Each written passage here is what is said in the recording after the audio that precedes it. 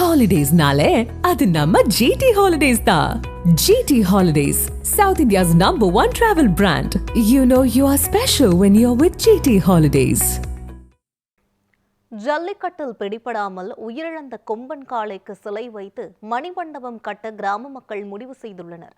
சிவகங்கை மாவட்டம் மாத்தூர் கிராமத்தில் உள்ள ஐயனார் கோயிலுக்கு கிராம மக்கள் ஒன்றிணைந்து கொம்பன் காளையை இளம் கன்றாக வாங்கிவிட்டனர்.